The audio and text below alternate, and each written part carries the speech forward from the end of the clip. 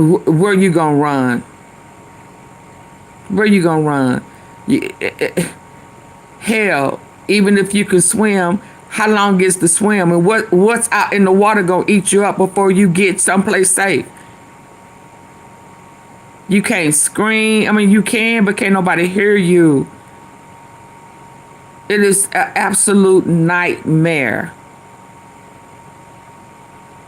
You think you going to an island to have fun for the weekend, hanging out with some of the girls. Remind me of Alcatraz, yeah? Yeah, and it's like, oh, shit. I just thought, you told me we was just going to hang out. And I can't even call my family and tell them where I'm at. I don't even know where I am. Oh my God. And this heifer thinks that she deserves to be let go, and then she is petitioning for the evidence not to be presented because it'll put her in danger. Well, what the hell did you do to the kids? You put them in danger. It's gonna put you in harm's way. You scared somebody gonna beat that ass. Rightfully so. Yeah, I agree. I think that they need to be able to bring her back to this island, and every last one of her victims need to get a chance to heal and face their predator and allow them to have their way on an island where there is nobody to stop them. Come back and get us in a week. Yeah. Come back and get us. We need to talk face to face to her for a week to get some healing up in here. Y'all ready to heal? Yeah. Yeah, heal. And I think that's the best healing, since she wants to be out. Yeah, let her ass out to come to this island and face every last one of her victims.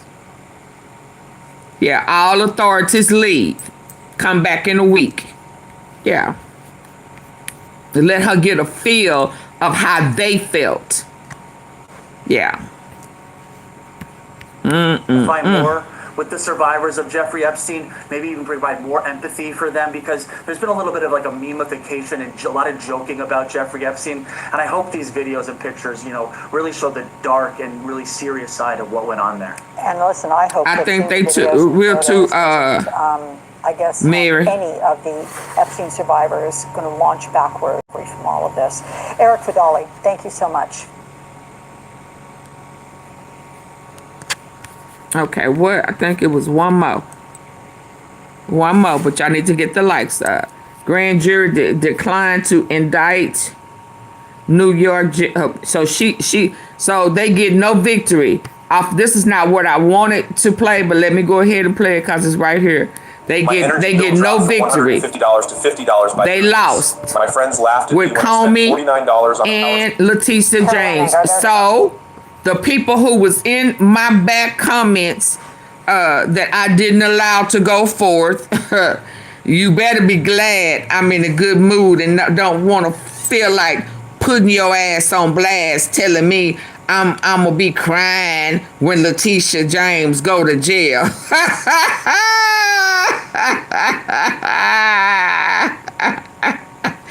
Yeah, the ones who said what goes around comes around. Yeah, y'all want to laugh with me?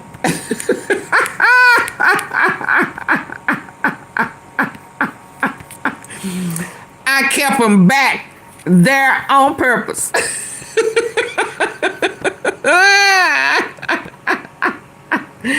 I didn't want to forget about them. When the day of rejoicing come forth, I was going to do the old church song. What a day of rejoicing there will be. Yeah, well, no, yeah. I left their asses back here so that I wouldn't forget who it was who was talking that it. Yeah. When they thought they had the upper hand. Where you at? You better hope you done deleted yourself. Or has it been longer than 30 days?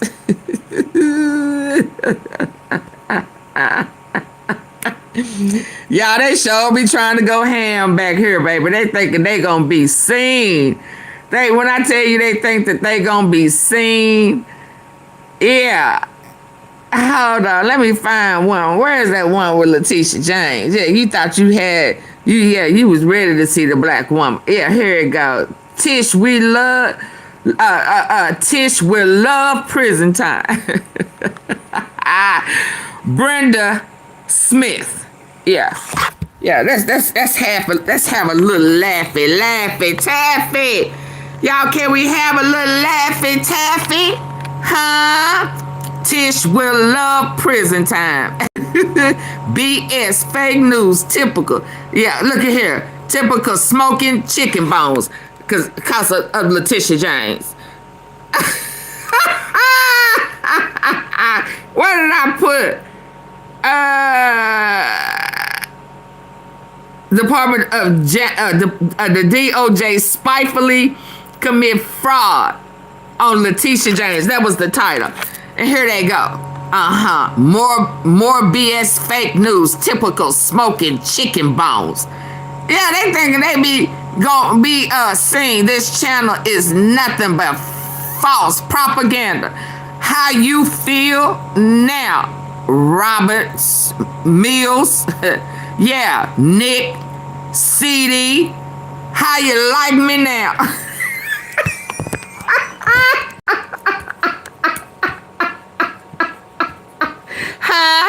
How you like me now?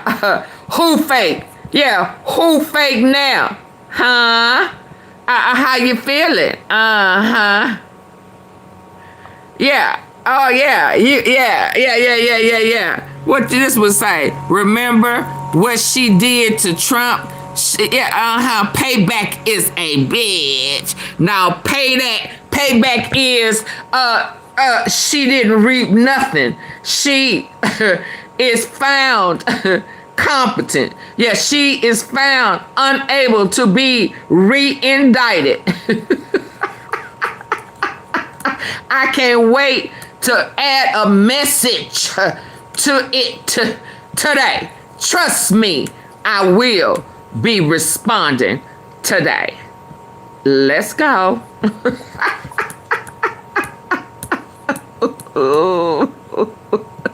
Yeah, I held it there. Absolutely. They kill me thinking I'm going to allow their messages to be seen. I control it. Just like Trump be controlling everything, I control what y'all see over here. Developments? There are. We have two sources confirming that the grand jury did not agree to indict Letitia James today. That does not mean that the Justice Department. All right, Mary, have a good one. To do this, we've sought Department of Justice comment, and they have given us comment and not discussed the grand jury decision, not discussed the details, but have said that there should be no premature celebrations, quote unquote. But our understanding from two sources is that the grand jury did not agree to indict and charge Letitia James with mortgage fraud today. So that's called no true bill, right? And that doesn't happen very often, but it's been happening a lot. It happened in Washington, D.C. with a lot of... They sick of them. Y'all hit the like button. ...sought to bring. Is this the first time, Carol, that we know of that it's happened in Norfolk? You know, I don't know Norfolk as well as I know D.C. and the Southern District of New York, so I can't say with surety, but your summary that this doesn't happen very often is on the money. I remember when we were reporting for our book Injustice that Andrew McCabe was the government was seeking to prosecute him under the first Trump administration, and prosecutors were stunned that there was no true bill in that case. Thank you, Mary. Because they couldn't remember a time that had happened before. It's very rare. And to Andrew's point, it's not just rare, it's embarrassing to the Department of Justice. Very. Because precisely, they don't just bring cases to win them in the grand jury. They bring cases that are so deafening and obvious and clear and convincing that the probable cause standard is an easy bar to jump. Stop wasting folk time Let me out of try spite. to put this in sort of non-legal context for folks. I actually remember, this is how different the first Trump term is from the second. I had a Nicole, source. I'm Go sorry ahead, to Carol. break in. I have to go. I apologize. Go. If you learn more, wave your arm and come back. I remember being on the phone with a senior Justice Department official when that grand jury in D.C. refused to indict, delivered the no true bill, or refusal to indict Jim Comey, and it was a seismic blow. It reverberated around the Department of Justice.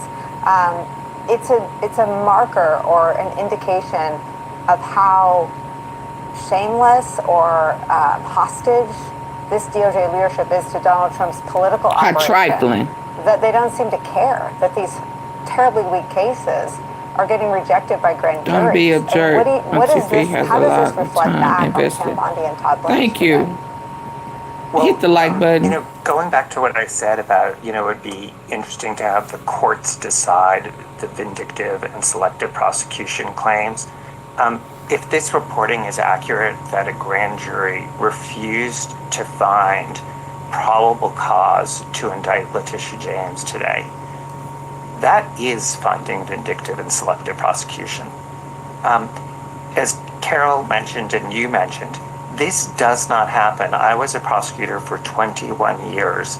I never saw in the district in which I was raised a no true bill. The only time I had ever heard of a grand jury saying no to a proposed indictment is when there was almost collusion where the prosecutor It is actually, collusion. sometimes in police cases around the country, you would see that the grand jury didn't vote to charge a police officer, and there was a real odor of that the prosecutor kind of wanted that out.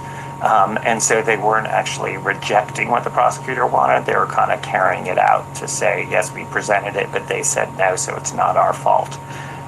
That's the only time that I'd actually ever heard of anything like this, because it shows both vindictive and selective prosecution, and it shows they're not good at it, because they can't even sort of put together a cohesive case. It really is the kind of thing that you can't just say, oh, I blame the judges and I blame the juries every time you lose. At some point, you have to look at a mirror and think, it's not them, it's me. Remember, this is the same department that literally couldn't indict a ham sandwich in the case of someone throwing a sandwich at an agent in D.C. and the grand jury refused to indict there, so it had to be brought as a lesser charge where you didn't have to go through the grand jury. So to me, this is such a black mark on the Department of Justice and a stain on it, and it's something that it carries with them every single time they go to court, where the reason you're seeing the judges reject what's called the presumption of regularity and giving the government the benefit of the doubt is that you're seeing judges, and not so-called Biden judges, not Obama judges. You're seeing judges across the country appointed by Republicans and Democrats, including appointed by Donald Trump in his first term, rejecting what is going on here and finding that the government's representations cannot be believed. And it's this kind of conduct that it leads to that result. But I also think we have an administration that's impervious to self-reflection about what's going on. Well, self-reflection, yes, but what about all the losing? I mean, They are losers. These are people. Okay, let's be clear. I like to describe Todd Blanchard. He didn't win. He cheated to get in. So he is a loser. What are we doing? This is why Yeah, he is a loser. He has to cheat. He has to stage. He has to put people in place that he intends for them to do exactly what he wants them to do. Yeah, he's never did anything on his own merit. Yeah, I need for y'all to double tap the face of the screen. When I do this, this means get the likes up. Double tap the face of the screen on your phone. Hit the 3 dots at the top right in the corner. Let's get the likes up.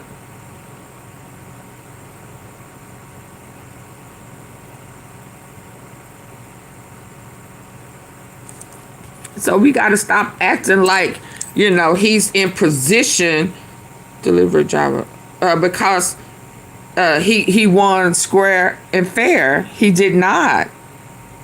Yeah, he did not. And his poor performance,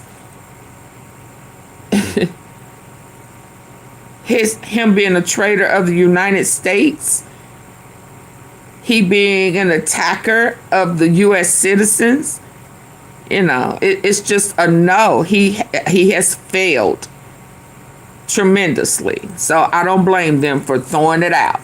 And they need to be started being brought up on charges themselves for these fake charges, false, lying, manipulating, wasting our money, taxpayers' money, and then turn around and giving it a blank check to Israel. It's craziest shit ever. As someone who comes down the normal side, there's nothing normal about going and sitting with Ghislaine Maxwell, a convicted child sex trafficker who raped underage girls and participated in sex acts with Jeffrey. And this heifer thinks she needs to be free. I mean, Chris Christie, of all people, said that's a highly abnormal thing for a deputy attorney general to do. She's now submitted an application for a commutation and a pardon. Under Todd Blanche's leadership, he runs the department, and they're losing. It's Keystone Cops-esque, not to insult the Keystone Cops, but they've got illegally appointed U.S. attorneys who are failing to bring the cases that Donald Trump wants most.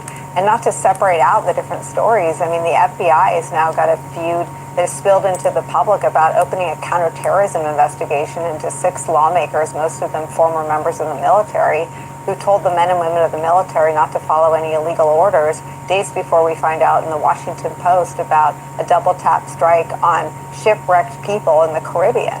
I mean, what is the United States Department of Justice today, right now? I would add to that litany, and by the way, you can just go on, but remember that after that interview that the Deputy Attorney General himself conducted, Ghislaine Maxwell was moved to a camp, to a low-level prison facility where the reporting is that she, unlike the other inmates there, is playing like with a puppy that is brought in to make her feel good. And this is somebody who the judge said was participating and complicit in the sexual abuse of women and minors. And that's the judge's term, and sentenced her to 20 years. You also have the Deputy Attorney General announcing in a speech to the Federalist Society that there is a war on judges.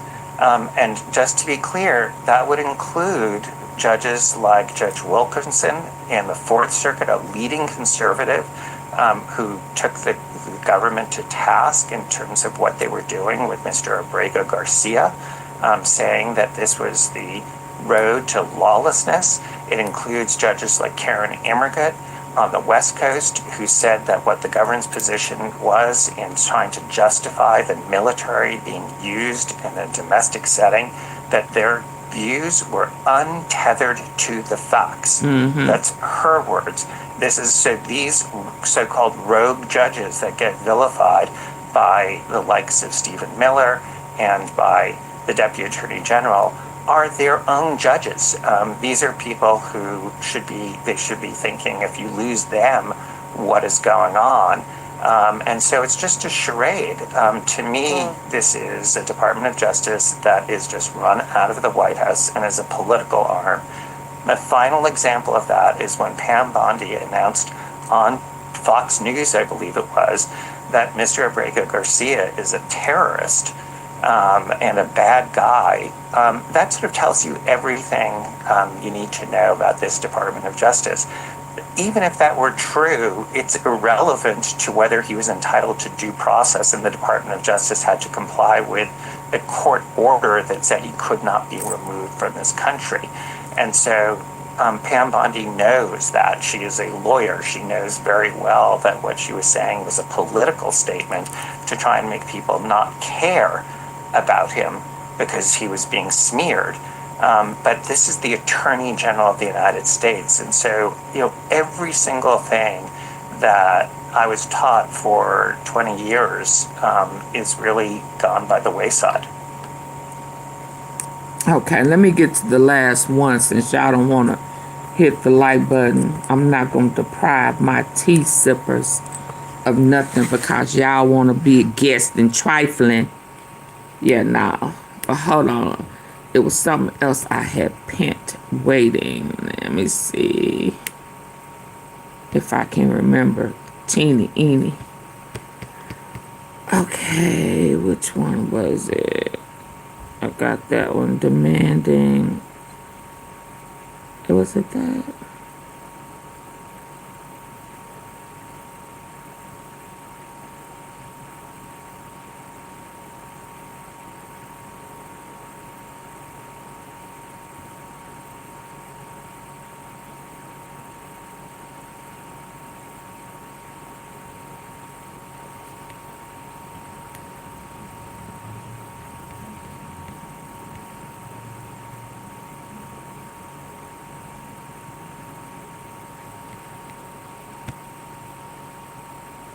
I use PayPal to buy this ticket. I'm paying it off over time. No fees, no interest. You know what else has no interest?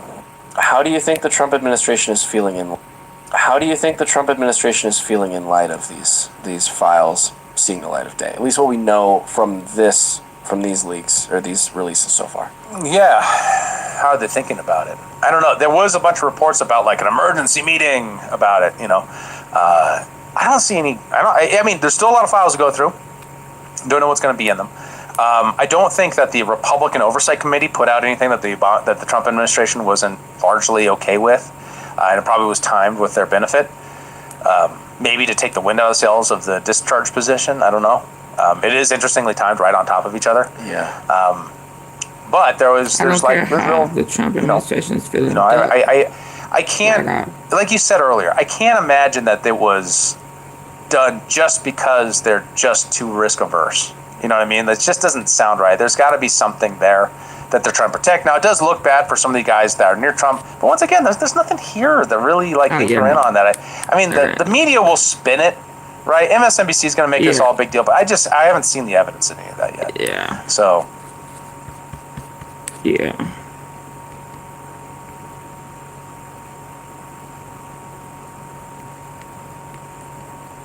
Okay. Oh, it was him. Well, we got some breaking news in the Ghislaine Maxwell, Jeffrey Epstein Trump cover-up conspiracy with a new filing made by Ghislaine Maxwell's lawyers, she being the co-conspirator with Jeffrey Epstein in the child sex trafficking ring. That led to her being sentenced to a 20-year prison sentence on 5 felony counts related to child sex trafficking. She's now informed the court through her current lawyers that she does not want certain aspects of her grand jury material released to the public as part of the Epstein Records Transparency Act that was just signed into law, because she alone, without a lawyer, is going to be filing a writ of habeas corpus to try to get out of jail. Let me break that down for you, folks. It looks like David Oscar Marcus may no longer be representing Ghislaine Maxwell. We can speculate as to what happened there and why he doesn't want to represent her any longer. He certainly is not going to be representing her on the writ of habeas corpus petition strategy, because he said in his letter that she, meaning she alone, pro se, meaning without a lawyer, is going to be filing the petition. That petition gets filed in Texas. Now the question is he bailing out because there's now an ethical conflict between David Oscar Marcus and Ghislaine Maxwell, and he's effectively fired the client because he doesn't agree with the strategy, or he now understands that she lied during her examination by Todd Blanche. Absolutely. Todd Blanche and David Oscar She Marcus lied. are friends. Todd Blanche interviewed her as part of an immunity deal. Because she But lied. David Oscar effectively fired the client because he doesn't agree with the strategy, or he now understands that she lied during her examination by Todd Blanche. Todd Blanche and David Oscar Marcus are friends. Todd Blanche interviewed her as part of an immunity deal, but David Oscar Marcus was there for it and heard the 8 hours of testimony, now saw the emails that have come out from the Oversight Committee, and I can't help but believe that he thinks that she's a liar. I don't have any inside knowledge on that, but it is weird that he's now saying to the court that there's going to be a writ of habeas corpus petition, but it's going to be done pro se without him. Now, he hasn't withdrawn from the case yet, as of yet, but that is a very strange development in that letter. Now, how do we get here? It's because since the Epstein bill has been passed, the Department of Justice has been running around to various federal court judges trying to get more records out to the public. Judge Engelmeyer has said in the past, in August, when he made his initial ruling, he said, the executive branch, you have all of the documents. I'm worried about the victims. I'm worried about their identity being compromised or them being embarrassed. And she in worried addition about to that, her safety. I am telling you that you have all the records in the executive branch. You don't need me to violate the secrecy of the grand jury, and I'm not going to do that. But Bondi, the Department of Justice, through, in this case, the U.S. Attorney's Office in New York, have come back to Engelmeyer and said, look, we now have a congressional law that requires that these things be disclosed. So you should disclose these items, including a long list of categorical things as like almost the exhibit list in the discovery in the Ghislaine Maxwell and Jeffrey Epstein cases that should be released. So the government filed their letter after the judge said, what are you doing to protect the victims? The government filed a letter and said, this is the categories of things we want released. We're in discussions with the victims. The judge said, fine, let me know by the 8th of December what their position is. In the meantime, Ghislaine Maxwell, sort of out of the blue, files her letter saying, I don't have a lawyer anymore when it comes to my writ of habeas corpus petition, arguing some sort of constitutional violation that requires me to be sprung from prison. Now, I also suspect, and I'm glad you're here on Legal AF on Thursday, take a moment, hit the free subscribe button. I also suspect that in this falling out